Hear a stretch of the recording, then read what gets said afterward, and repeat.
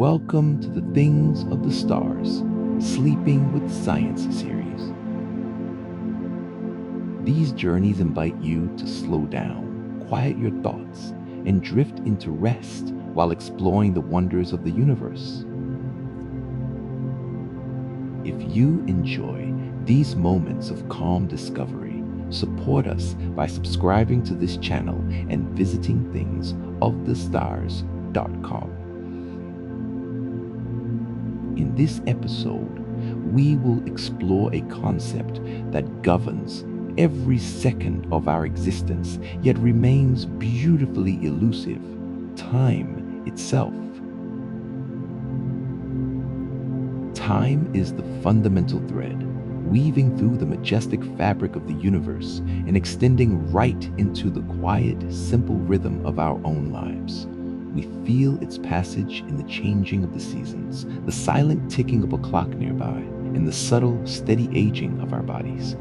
Yet, despite this constant presence, time remains deeply enigmatic. Is it a rigid, absolute river flowing uniformly across all things? Or is it something far more fluid, personal, and relative? Modern science, which has looked deep into the cosmos and deep into our minds, suggests the latter. Time is not fixed, but rather it possesses the remarkable ability to stretch and to shrink. It is intricately tied to the grand rhythms of nature, and just as deeply linked to the hidden workings of our own consciousness.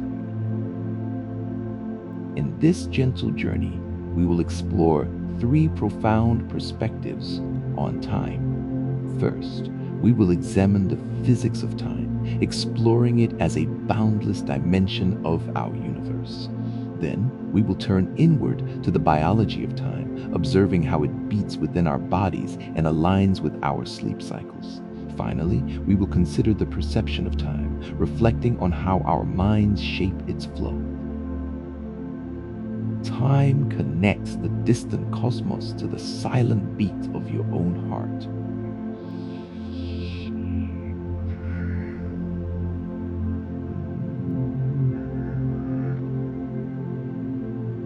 We live our lives defined by the three great markers of time: the past, the present, and the future.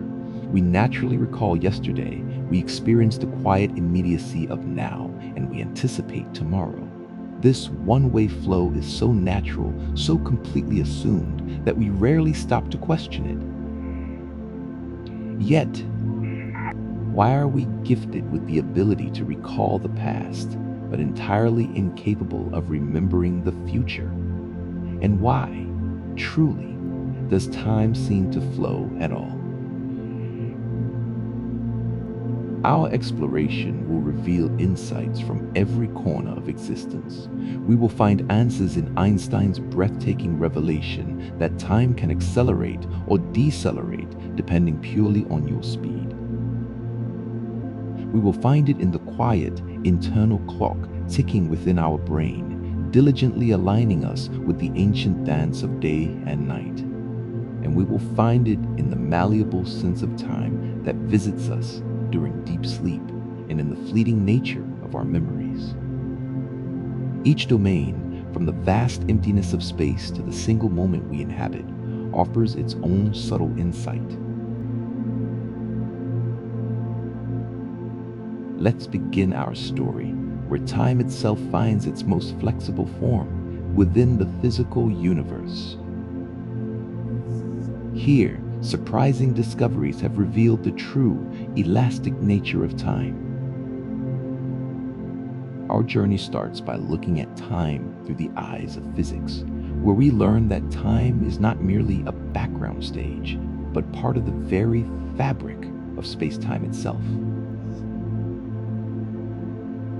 In the realm of physics, time transcends the simple definition of a clock's ticking. It is literally part of the fundamental stage upon which the entire universe performs its drama. A little over a century ago, Albert Einstein gave us the profound theories of relativity, showing that time and space are fundamentally fused together. They are combined into a magnificent four-dimensional tapestry known as space-time. The mathematician Hermann Minkowski eloquently captured this idea, suggesting that space alone and time alone are mere shadows, and that only the union of the two possesses independent, enduring reality.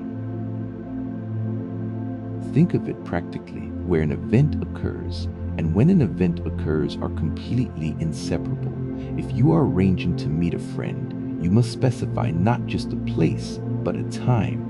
Without one or the other, the meeting simply cannot happen. This concept, treating time as the fourth dimension, was nothing short of revolutionary. It established that time is deeply elastic and relative, proving it is not absolute or universal, as previous thinkers had assumed. Einstein's first great insight, laid out in his special relativity theory in 1905, showed a truth that feels almost like science fiction. The rate at which time passes for you is dependent upon your motion. While we do not notice this in our daily, slow-moving lives, the effect becomes dramatically pronounced when objects approach the speed of light, a monumental speed of roughly 300,000 kilometers per second. This effect is known as time dilation. It means that a clock in motion will invariably tick more slowly relative to a clock that is standing still.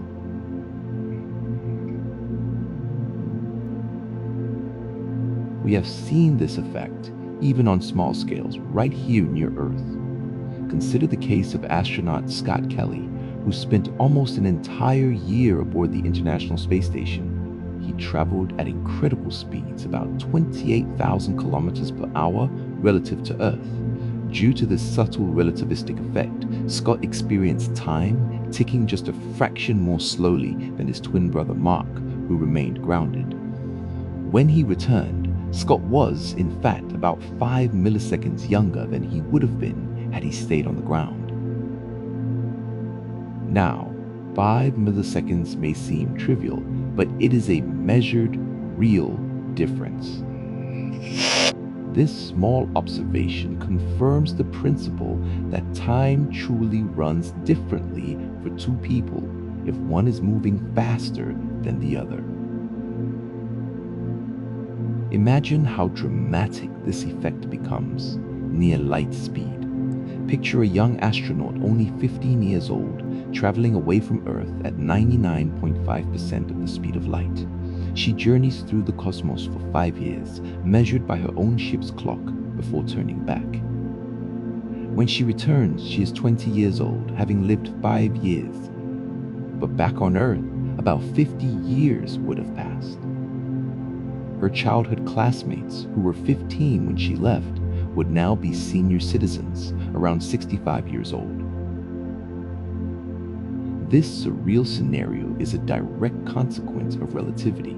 Her time slowed down relative to Earth's frame because of her tremendous speed. Even though we do not yet possess the technology to reach such speeds, this principle is constantly confirmed, such as when subatomic particles in large accelerators live longer when they are sped up. Take a deep breath and consider the immense, silent power of motion to change your personal timeline. The flow of time is also influenced by another powerful force, gravity. This was a key insight of Einstein's later theory, general relativity.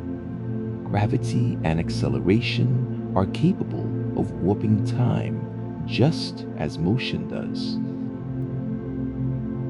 The simple rule is this: clocks tick a little bit slower in stronger gravitational fields, meaning they slow down when they are closer to a massive object.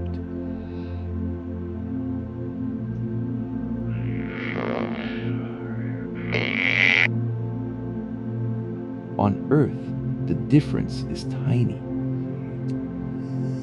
A clock situated at sea level, where the Earth's gravitational pull is marginally stronger, will run slightly slower than an identical clock placed on a distant mountaintop. perhaps the most vivid, everyday example of this cosmic flexibility comes from the Global Positioning System, or GPS satellites that circle the Earth. These satellites carry ultra-precise atomic clocks. Because they are both moving very fast, around 14,000 kilometers per hour, and are high above Earth, experiencing weaker gravity, both special and general relativity must be taken into account. If the engineers only considered speed, special relativity, the moving clocks would tick slower and lag behind Earth clocks by about 7 microseconds per day. However, because they are farther away from Earth's mass, the clocks tick faster by about 45 microseconds per day. The net effect means the satellite clocks actually run ahead of Earth clocks by approximately 38 microseconds every day. This tiny difference is crucial. If engineers did not program the GPS satellites to offset these relativistic time shifts, subtracting and adding these minuscule fractions of a second daily, GPS calculations would drift off by kilometers, rendering the system useless. Every time you use your phone to navigate, you are relying on the fact that time is elastic. These phenomena powerfully illustrate that time is not a rigid, universal tick-tock. Instead, it is interwoven with space and always influenced by both speed and gravity. Relativity even suggests there is no single, universal now that every observer in the universe can agree upon. Simultaneity can differ. Yet, there is one constant comforting truth. Cause and effect remain universally consistent. No observer, no matter how fast they are moving, will ever see an effect happen before its cause. This leads to an intriguing philosophical consideration. Perhaps the very flow of time we perceive is, to some extent, a matter of perspective. Einstein once wrote to console a grieving friend's family, suggesting that for those grounded in the laws of physics, the sharp distinction between past, present, and future is only a stubbornly persistent illusion. He was referring to the idea of the block universe. This concept invites us to imagine all events, past, present, and future, as simply being laid out in a four-dimensional block. The past and future are like different locations within this space-time block, all equally real, and the flow we sense is simply us moving along the dimension of time. In this view, saying now is akin to pointing here. It depends entirely on the observer. This doesn't mean we can jump to the future at will, but it beautifully suggests that the flowing present might be more of a subjective experience than an objective feature of fundamental physics. Physics has shown us that time is a dimension as real as length and width, but unlike those spatial dimensions, it can bend. This flexibility echoes the famous saying, "Time is what keeps everything from happening at once."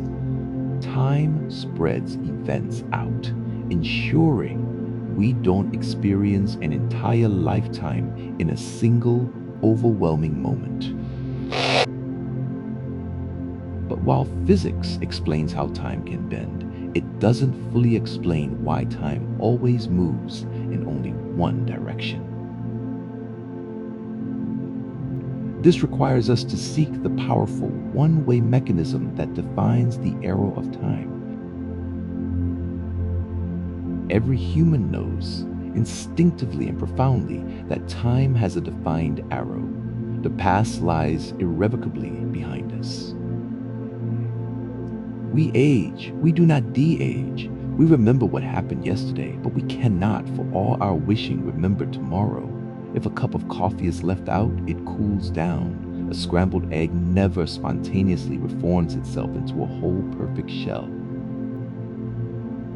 This one-way direction of events is so woven into our reality that we accepted without thought. Yet, when physicists look at the most fundamental laws, the equations that govern colliding atoms or magnetism, they discover something remarkable.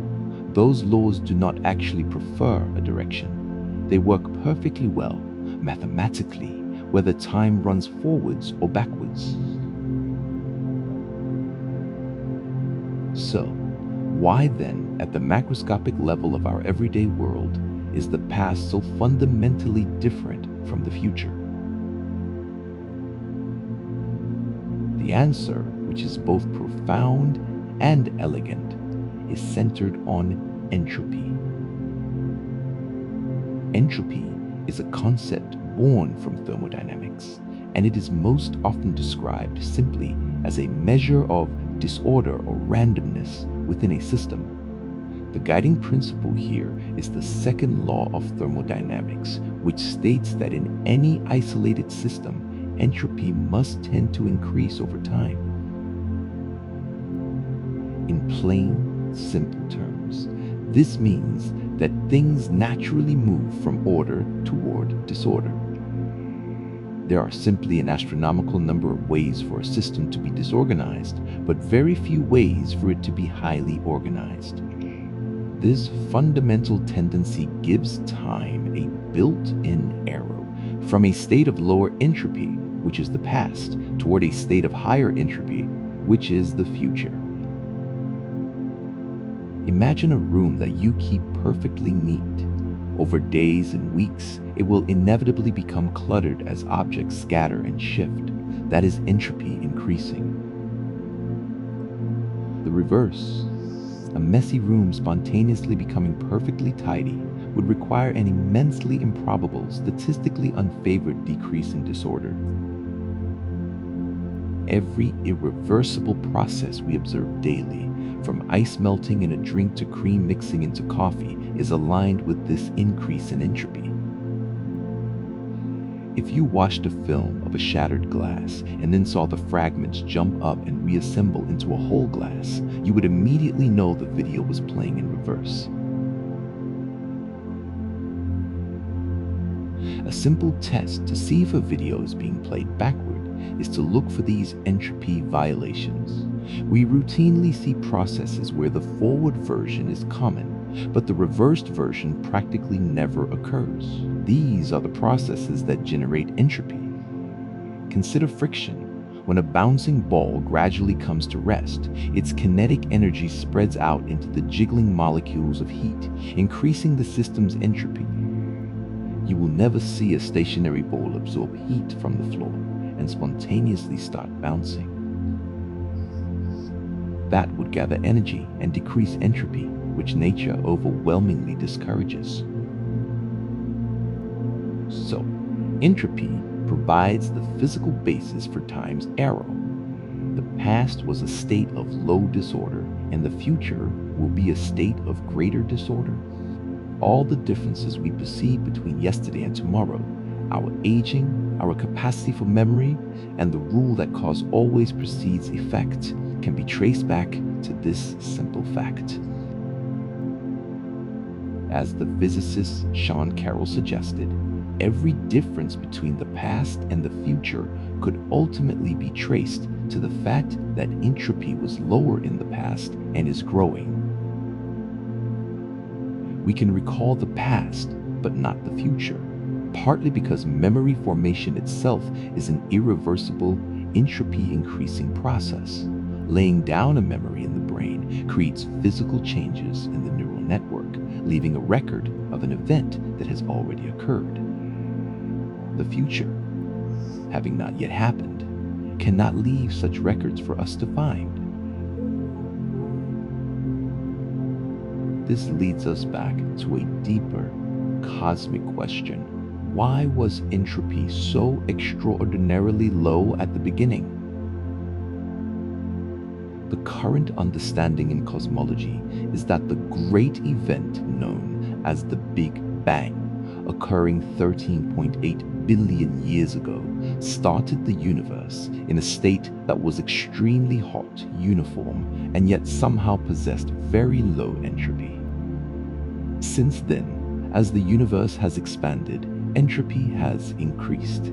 Stars formed and burned their fuel. Heat flowed from hot areas to cold, and matter clumped into vast galaxies. The arrow of time is essentially the continuous process of moving away from that exquisitely ordered initial state toward ever greater, inevitable disorder. It is as if the entire cosmos began with a slate that was perfectly clean, and ever since, things have been constantly messing it up.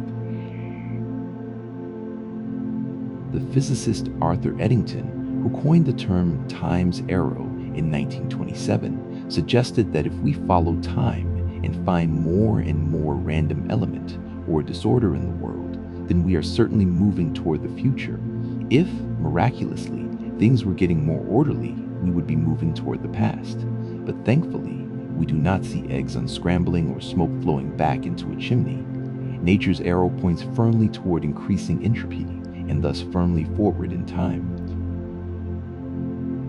Think of it poetically. Time is the universe's elegant way of ensuring that everything does not happen simultaneously, all jumbled together. It sequences events and guarantees a growing, irreversible record of the past. We may rewind time in our imagination or on a film reel, but the physical processes all around us simply will not reverse spontaneously. This one-way arrow gives life its narrative arc. We start young and accumulate experiences and entropy as we age. We can revisit earlier chapters of our lives through memory, but we must live the later chapters moment by moment. Now, while the physical laws themselves are oftentimes symmetric at the smallest scale, the one-way flow is overwhelming for creatures like us, made of trillions of particles. We exist in a regime where the second law of thermodynamics is powerfully dominant. We remember the past, and we do not remember the future, and we proceed through life in the direction of increasing entropy. The next time you see something as small as a drop of ink dispersing into clear water, you are witnessing the vast, powerful principle of time's arrow in humble action.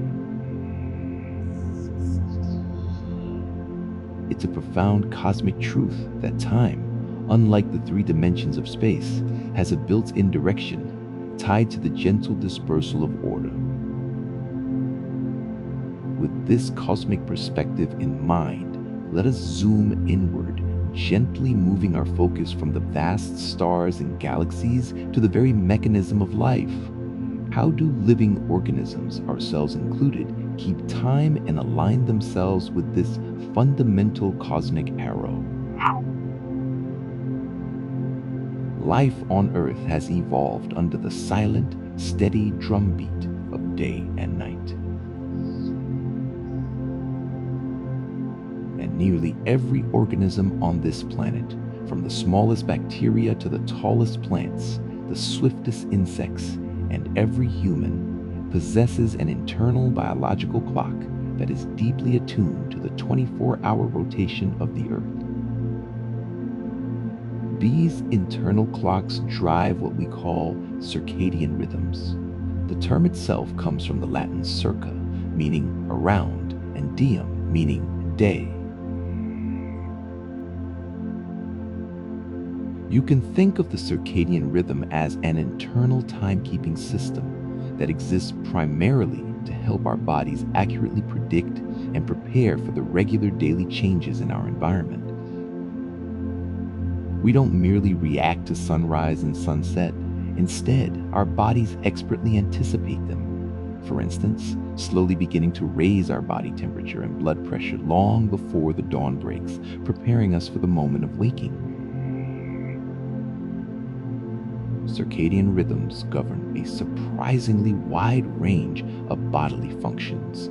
The most obvious one is the sleep-wake cycle. They make you feel alert and active during the day and naturally sleepy at night in a consistent pattern. But many other essential processes oscillate on this daily schedule. For example, Your core body temperature is usually lowest in the deep early morning hours and highest in the late afternoon. Critical hormone levels surge and recede. Melatonin, the hormone that signals sleepiness, surges in the evening darkness, while cortisol, which promotes alertness, peaks early in the morning. Our internal clocks influence metabolism and hunger cues, the timing of the immune system's activity, and even the moments of optimal cell repair and growth. It is an entire orchestra of biological activity, carefully and precisely timed. The digestive system, for instance, ramps up its activity during the day when food is likely and slows down considerably at night. The conductor of this profound biological orchestra is a tiny region nestled deep in the brain's hypothalamus, known as the suprachiasmatic nucleus, or SCN. Small cluster of roughly 20,000 neurons is justly called the master clock. It diligently keeps time and synchronizes all the subsidiary clocks found throughout the rest of your body. Yes, nearly every single organ and most of your cells contain internal molecular clocks that follow the SCN's lead. The SCN's location is highly strategic. It sits just above the crossing of the optic nerves. This allows it to receive direct, powerful input from the eyes, specifically about light. Light is the single most powerful cue for resetting this internal rhythm, often called a Zeitgeber, a German term meaning time giver. Every morning, light signals reach the SCN, essentially fine-tuning the clock to ensure it perfectly matches the external 24-hour day. But why does it need resetting? Curiously, the human circadian clock is not precisely 24 hours when it runs on its own. In most adults, it runs slightly over 24 hours, averaging about 24 hours. If we were deprived of external cues like sunlight, our internal clock would gradually drift later each day. This fascinating phenomenon was observed in remarkable experiments where people lived in deep caves or bunkers, entirely cut off from clocks and sunlight. One famous chronobiologist, Michel Siffre, lived in dark caves for months to study his own internal rhythm. Cut off from the outside day-night cycle, his body naturally settled into a steady rhythm closer to 25 hours instead of 24. He would naturally fall asleep and wake up a little later each day without realizing his internal sense of time had stretched. In one early experiment, Siffre emerged after 2 months underground, thinking far fewer days had passed than actually had. He thought it was day 35 when the real date showed it was day 60.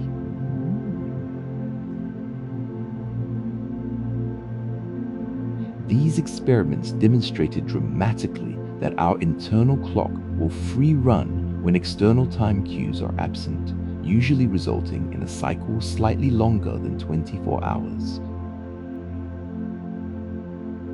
However, in our normal lives, our clock is faithfully reset every day by environmental cues, primarily the cycling of light and darkness. Morning light commands the SCN to halt the production of melatonin and gear the body up for the energy of the day. In the evening, as the light gently fades, the pineal gland releases melatonin, beginning the process of cooling the body and inviting sleep. Other cues also help fine-tune the master clock. Regular meal times, consistent exercise, and social routines can all act as helpful time givers. For example, eating meals on a predictable schedule helps nudge the clocks in the liver and the digestive system to synchronize with the rest of the body. When this sophisticated internal rhythm falls out of alignment with the external environment, we feel it powerfully. Anyone who has suffered from jet lag knows that groggy, disconnected feeling where your body's internal clock is convinced it is still on the old time zone. Similarly, shift work, being awake, when the body expects sleep forces a chronic misalignment that can lead to health issues and sleep problems. Essentially, our well-being is maximized when we learn to respect our internal clock. This means sleeping when our clock anticipates sleep and being active when it expects wakefulness. It is truly fascinating that evolution equipped us with these internal chronometers. They offer a vital advantage. The ability to predict the coming of dawn or dusk allows us to prepare, to adjust our physiology, seek food, or find shelter, rather than being caught off guard. For us, the circadian system helps organize when it is optimal to perform certain tasks. Reaction time and vigilance naturally drop late at night, making it a poor time for complex tasks. Conversely, physical performance often peaks in the late afternoon, likely when body temperature and metabolism reach their daily high.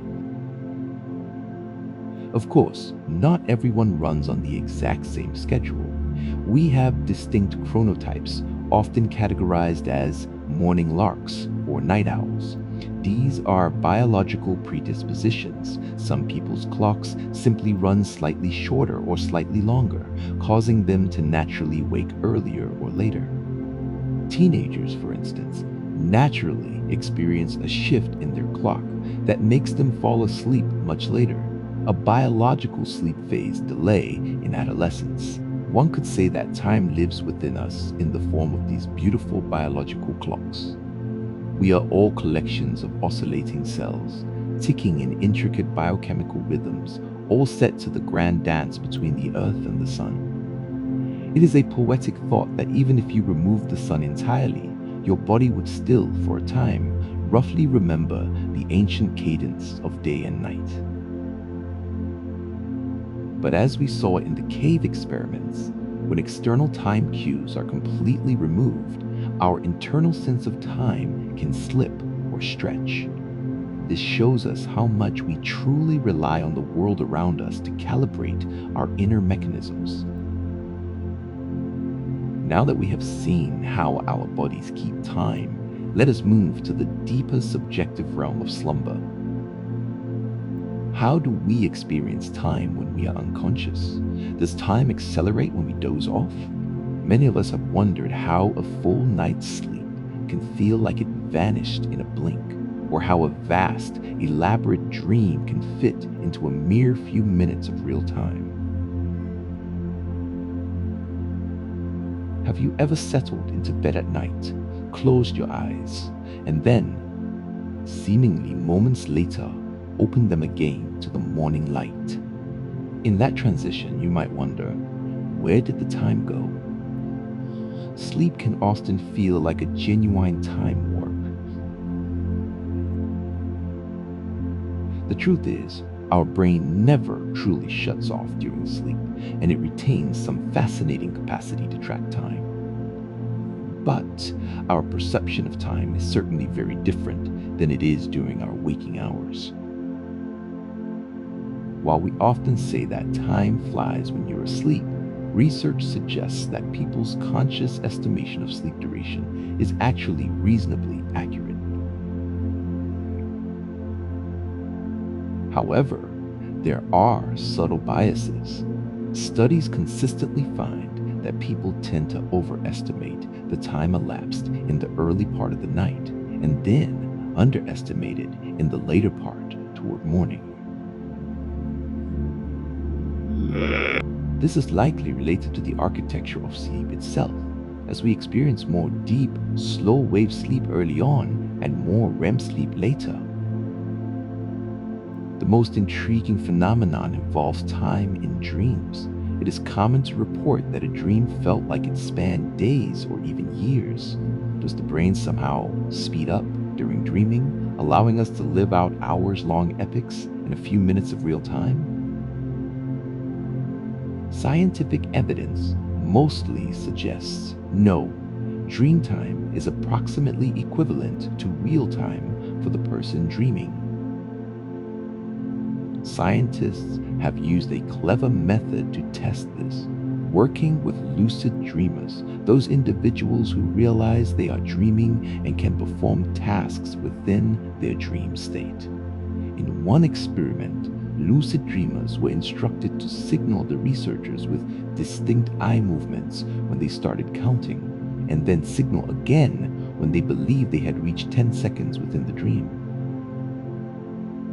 The researchers compared the actual time elapsed in the laboratory with the duration the dreamer felt had passed. Actions within the dream, even complex ones like performing physical movements, also took similar amounts of real time.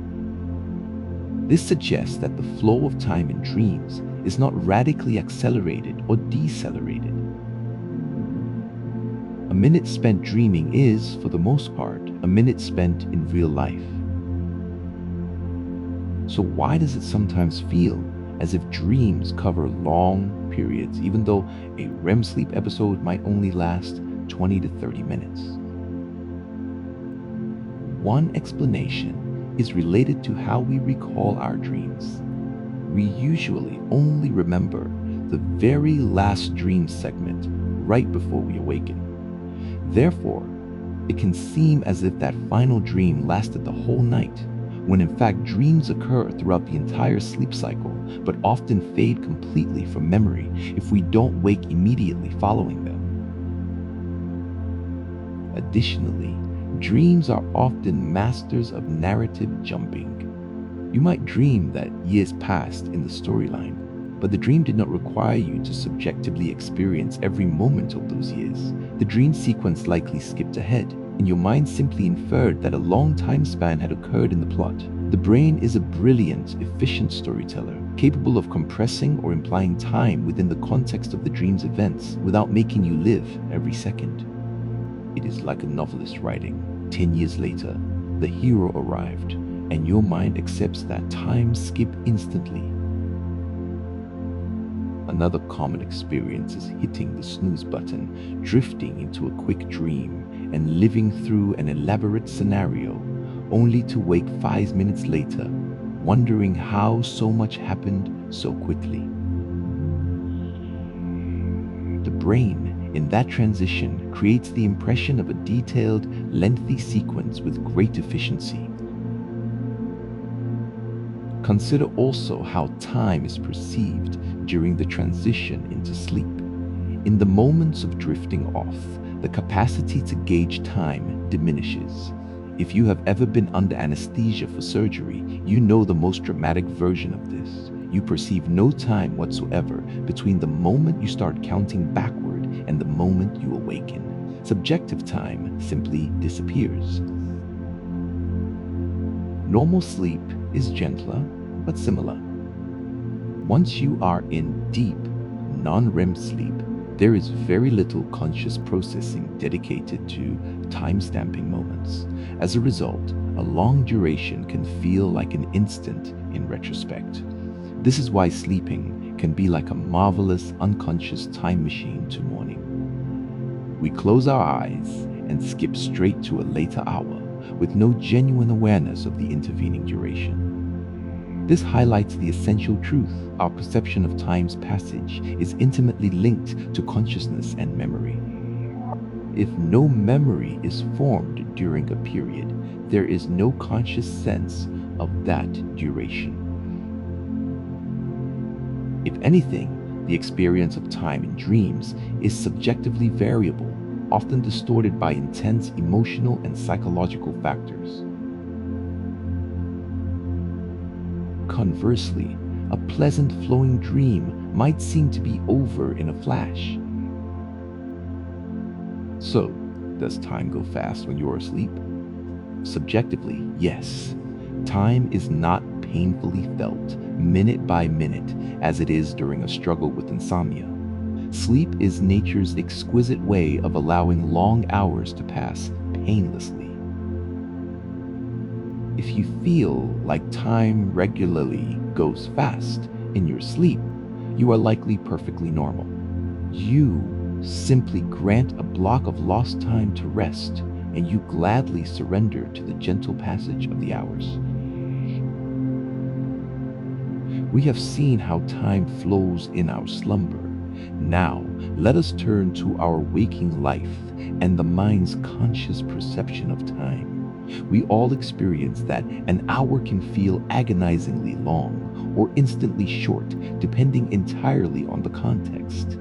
We will now explore why this phenomenon, this psychological relativity, is such a daily reality, and how our brain's unique way of processing information creates these illusions.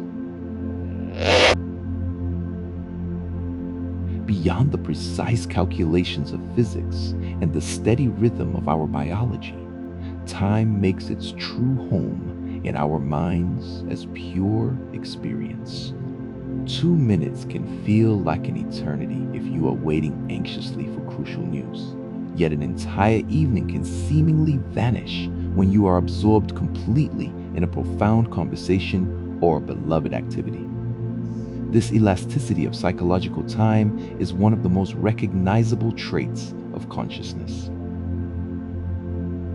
What is it then that determines whether time feels slow or fast? It largely comes down to two factors: attention and memory.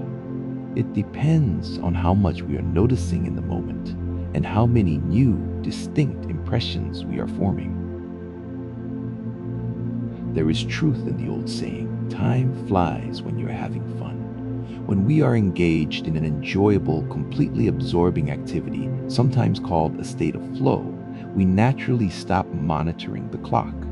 Our attention is focused so fully on the experience that we fail to create the mental markers of time's passage. Retrospectively, that period feels incredibly short. Contrast this with the feeling of boredom or discomfort. When waiting in a dull setting, our brain has idle resources available, and we use those resources to keep wondering, how much longer? We lay down a deep memory of waiting, which makes the interval feel painfully apparent and subjectively longer. Interestingly, this relationship between perception and memory can completely flip when we look back on an experience. Consider a mundane routine workday versus an exciting special trip. During the routine day, time might have dragged slowly, perhaps as you watched. Yet, looking back, the day is a blur. Nothing unique happened, and the period seems short in your memory. In contrast, on a vibrant vacation day filled with new sights and activities, the day itself might have flashed by. But later, when you reminisce, that day feels incredibly rich and long. This is sometimes called the holiday paradox. In the moment, familiar things speed up perception, but in memory, the more novel events you crammed in, the longer that interval appears. Psychologists suggest that our retrospective judgment of time relies heavily on how many new memories we created. An eventful day gives your mind lots of detailed footage to review, so it feels longer than a sparse, unremarkable day. Imagine driving a new route for the first time in an unfamiliar city. The drive there, being novel, might feel subjectively long as you constantly navigate and take in new landmarks. The drive back, covering the exact same distance, often feels much shorter because it is now familiar. The clock time is identical, but novelty stretched the first experience. One theory suggests that your brain's internal clock ticks faster when it is processing abundant new information. Because you are laying down dense, rich memories in retrospect, that interval accumulated more of these ticks and therefore seems longer. In routine situations, we operate on autopilot, generating fewer conscious ticks, and the time is subsequently underestimated. This profound difference between novelty and routine ties directly into a common lament. why time seems to accelerate as we grow older. A 5-year-old child experiences summer as a magnificent, endless season, whereas an older adult remarks that entire years flash by in an instant.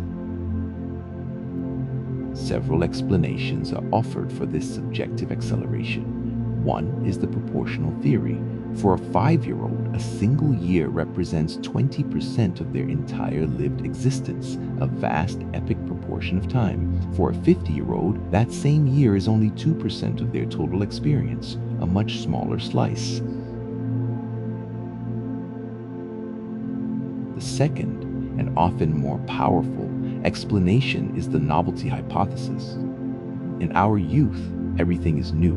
We are constantly learning, experiencing things for the very first time. First days of school, first travels, first accomplishments. This flood of novel memories makes those early years feel subjectively rich, dense, and slow. The brain is supremely efficient. It stops recording redundant details, and entire months of routine may simply blur together and seem to have zipped by. Familiarity is like the mind hitting the fast-forward button on perception. Scientific experiments offer physical support for this idea. In one study, younger people and older adults were asked to count off a 3-minute interval purely in their heads. The younger group was highly accurate, averaging only 3 minutes and 3 seconds before deciding time was up. The older group, however, consistently went significantly over, with an average of about 3 minutes and 40 seconds passing before they believed 3 minutes had elapsed. This suggests that for older adults, the internal clock may run a bit slower, or their subjective sense stretched. It took longer for them to accumulate what felt like 3 minutes. This slowing of the internal pacemaker, combined with a decrease in novel stimuli, creates a double force, driving the subjective acceleration of time. Emotion and urgency also heavily impact the flow of time. Moments of high adrenaline or intense fear can make time feel profoundly slow in the moment. People who have been in serious accidents often describe the world slowing down during the few seconds of impact. Studies show that during such events, we do not actually perceive more milliseconds than normal. However, we remember the event as if it lasted much longer. The working theory is that when you are terrified, the brain, as a survival mechanism, records memories with incredible density and detail. Afterward, when you recall this flood of detail, your mind infers that so much detail must have taken a much greater duration to acquire.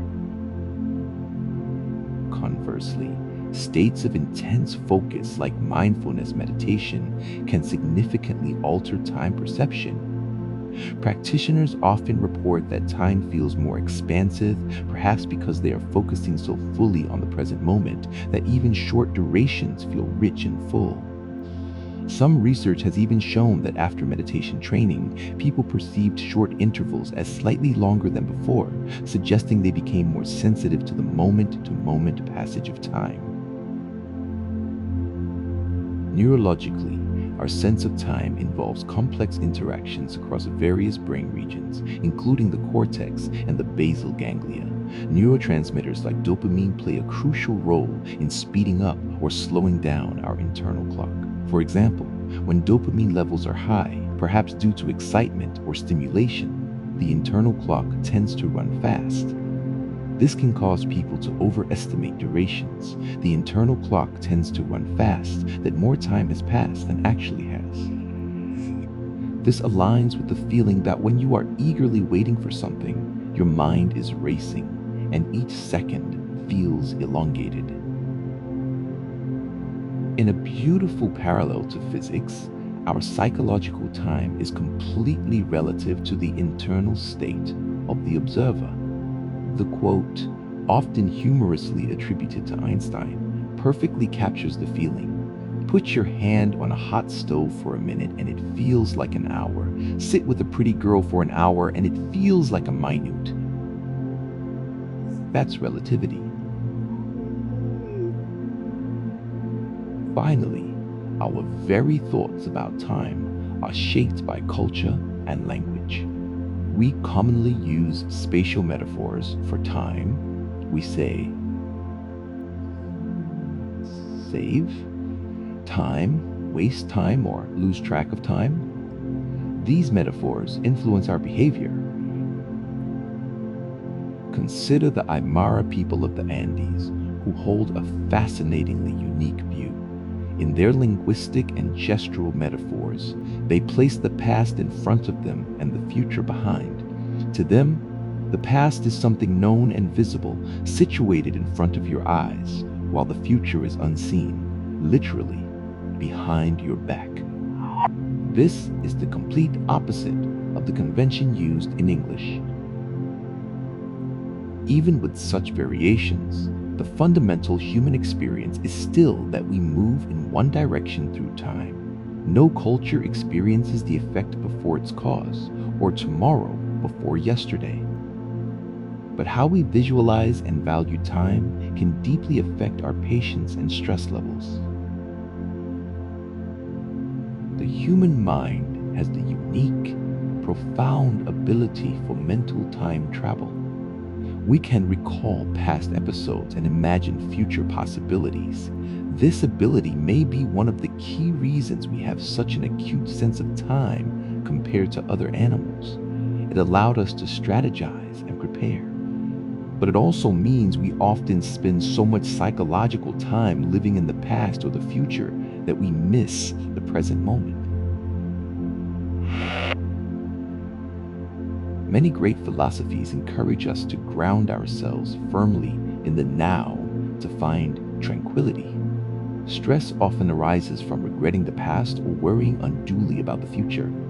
Our subjective experience of time is truly malleable, depending entirely on where our attention dwells. So, think of time perception as a kind of inner kaleidoscope. Twist it one way, filling your life with new, varied, and conscious experiences, and it will elegantly stretch your sense of time's richness, especially when you look back. Twist it another, allowing yourself to fall into heavy routine and letting days blur, and whole months can seem to vanish with barely a trace. Pay close, focused attention, and time can slow down, sometimes agonizingly so. But become completely lost in something you love, and hours feel like mere minutes. We have reached the end of our journey, having traveled through the immense flexibility of physics, the steady pulse of our biology, and the subtle theater of our mind. Time is often called the great mystery. We learn that in the cosmos, time is part of the universe's texture, flexible and utterly intertwined with space. It can dilate and bend. Yet, it also imparts order through the undeniable arrow of entropy, ensuring a coherent, progressive narrative from past to future.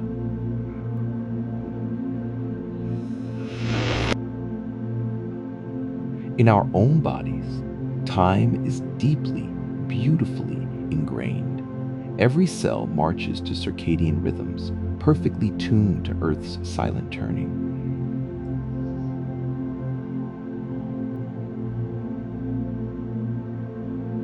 Understanding these concepts helps to demystify experiences we all share. It explains why a childhood summer felt endless or why a year now feels so fleeting. Time itself did not change its speed. Instead, our frame of reference changed and our mind's calibration shifted. Knowing this, we can choose to be more mindful when time occasionally drags. And we can be truly appreciative when time flies, for it means we were wholeheartedly immersed in something joyful. Take a final, slow breath now and let the idea of the block universe settle over you. If the past, present, and future are all just part of a grand continuum, then in a profound sense, every single moment is eternal in its existence. The moment you learned to ride a bike, the moment you shared a laugh with a loved one, or a moment 100 years from now, all exist as enduring points in space-time. We only ever experience one now, but all moments hold their fixed place. In a gentle, poetic sense, nothing truly disappears in time. It simply recedes into the established past. This perspective can be deeply calming, reminding us that our memories and our loved ones are always part of the universe's lasting fabric. At the same time, the reality of entropy's arrow reminds us powerfully why we must cherish the present. This exact moment will never return in exactly the same way. Change is the universe's only absolute constant. The cosmos evolves forward, and so do we. Life's profound beauty lies in its fleeting progression. We have invented atomic clocks that measure the oscillations of atoms billions of times per second to define our exact second.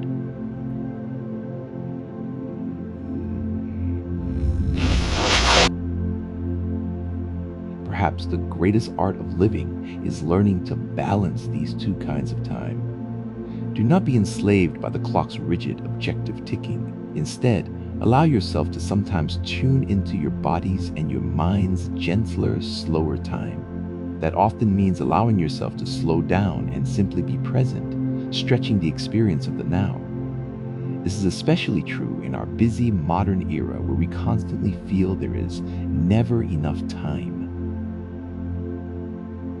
The wisdom of time teaches us that rushing rarely gains us as much as we think, and that sometimes the richest time is precisely when we lose track of it entirely in moments of love, deep creativity, or restorative peace.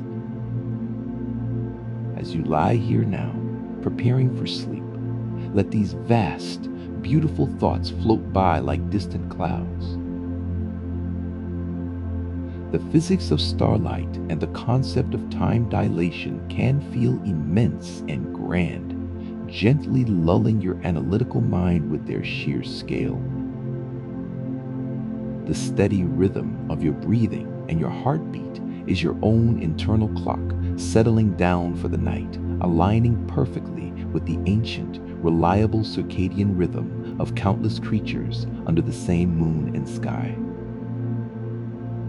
And your mind, peacefully drifting through its memories or easing toward its dreams, is gently loosening its powerful grip on the real-world ticking. It is preparing to give you the gift of a long night, felt subjectively as an almost instantaneous moment of rest. Time connects everything. The largest galaxies, the subtle rhythms of the rotating Earth, and the intimate theater of our minds. By understanding its objective and experiential facets, we do not solve the great mystery completely, but we do come to appreciate its presence more deeply. We see that time is both an objective phenomenon and a subjective personal story. And perhaps the most useful takeaway is to respect time but never fear it. It flows like a river in one direction. You cannot push it backward, but you can always decide how you navigate its current, whether to fight it or to flow gently with it. Embrace this present moment now. In the deep stillness of the night, time will quietly carry us along, and that is perfectly okay. We find serenity in this flow, knowing that time is the essential fabric that makes growth, change, and memory itself possible. As you drift now towards sleep, let the gentle concept of time, from the ticking of your cells to the vast, endless spin of the galaxies, be a deep, soothing reminder of the grand continuity of which you are a quiet, beautiful part.